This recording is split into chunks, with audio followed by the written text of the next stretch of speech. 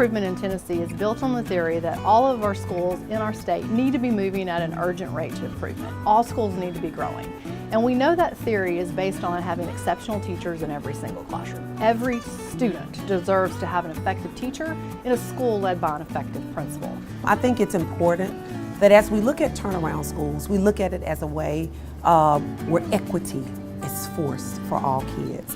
And it gives me and the team that serve these students the opportunity to get the resources that are aligned to the needs of every student within a school. If you go back and look at our 2015 priority list, we've had a lot of schools, or a few number of schools I should say, that have exited off the list.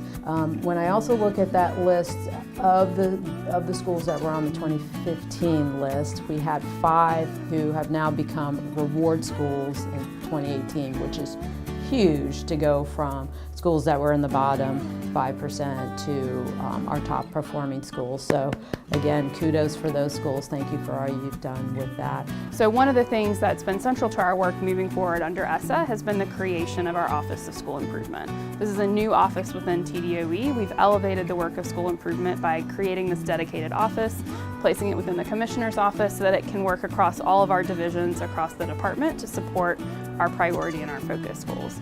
The other thing that we've been doing as we entered into this new ESSA moment with school improvement is we created a clear theory of action for our work, and that theory of action is guided by a few key guiding principles. So we've been working to invest in district capacity to help build that at the local level so that districts can be leading in the school improvement space. So I've been running charter schools, a charter school in the Shelby County School District for a few years before we were authorized under the ASD.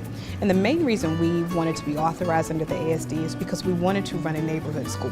We wanted to make sure that all children in our neighborhood had the opportunity to attend a strong college prep school, and we knew we could do that under the ASD because it was a zone neighborhood school. So to make sure that every child had this opportunity, and so that's why we applied to the ASD.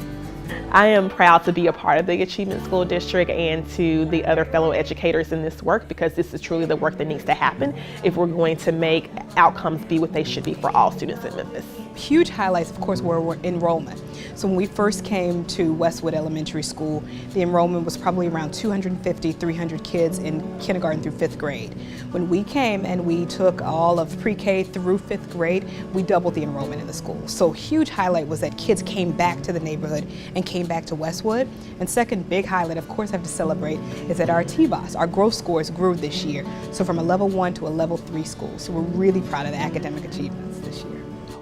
We have almost 400 students enrolled here today. When we came here, there was barely 250 kids in the school. So in barely 3 years, we've improved enrollment by over 50%. Last year, on the nationally normed NWEA MAP test, we saw that our children averaged over 100% of their individual growth goals.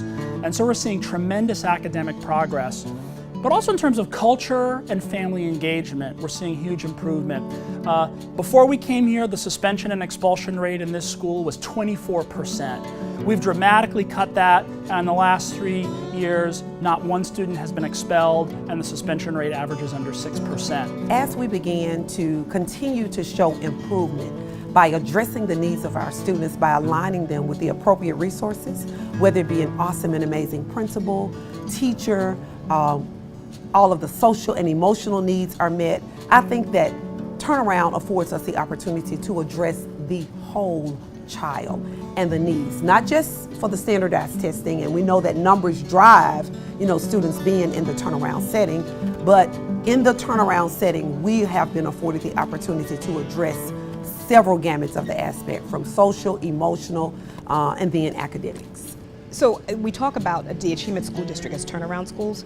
We like to think of them as our schools, and that they're our kids, and that they're not turnaround schools. And so they are just a school. We are a school. Westwood Elementary at Freedom Prep is just a school that prepares all kids for college, not necessarily labeled a turnaround.